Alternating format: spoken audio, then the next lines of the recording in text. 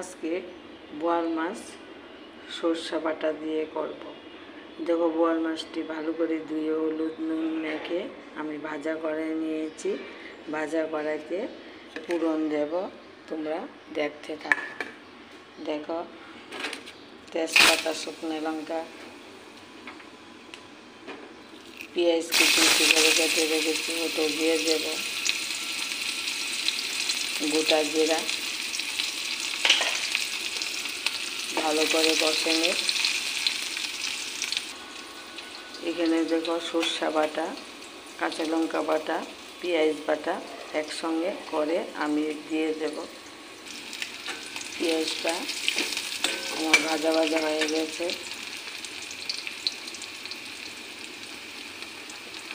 একটু রসুন দিয়ে দেব, বোয়াল মাছ তো রসুন লাগবে। একটু আদা বাটা, মশলাটা দিয়ে দেব। জিরার গুঁড়ো, ধনিয়া গুঁড়ো ব্যবহার করব না, রঙের জন্য কাশ্মীরি লঙ্কা। জল দিয়ে ভালো করে কষে নেব। পরিমাণ মতন হলুদ, পরিমাণ মতন নুন,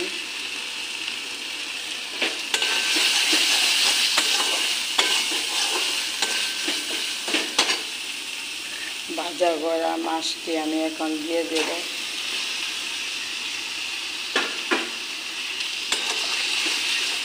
মাছটা ফোড়নের সঙ্গে মিশিয়ে নিই। দেখো বন্ধুরা, মাছটা ফোড়নের সঙ্গে মিশে গেছে। এখন পরিমাণ মতন একটু জল দিয়ে দেব। আজকের রেসিপি বোয়াল মাছ সরষা দিয়ে তোমাদের সঙ্গে শেয়ার করেছি। সরিষা বাটা দিয়ে মাছটা সিদ্ধ হয়ে যাক।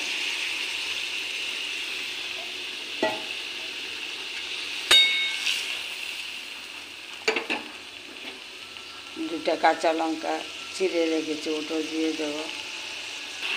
আমার বোয়াল মাছ সরিষা বাটা দিয়ে হয়ে গেছে। এখন আমি নামিয়ে নেব। দেখো, একটু চিনি দিয়ে দিয়েছি স্বাদের জন্য। তোমরা ভাবতে পারো আমি খালি চিনি ব্যবহার করি। চিনি ব্যবহার করি টেস্টটা একটু ভালো হয়, তার জন্য আমি চিনিটা ব্যবহার করি। আমার বোয়াল মাছ সরিষা বাটা দিয়ে হয়ে গেছে। দেখো বন্ধুরা, কীরকম হয়েছে আমাকে কমেন্ট করে বলবে। আমি আমার মতন বোয়াল মাছের রেসিপিটা তোমাদের সঙ্গে শেয়ার করেছি। এখন বাটিতে সার্ভ করে নেব।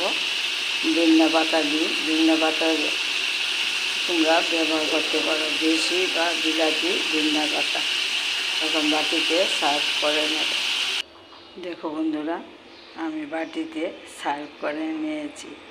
আমার ভিডিওটা যদি তোমাদের কাছে, সকল বন্ধুদের কাছে যদি ভালো লাগে, আমাকে লাইক কমেন্ট শেয়ার করে দেবে।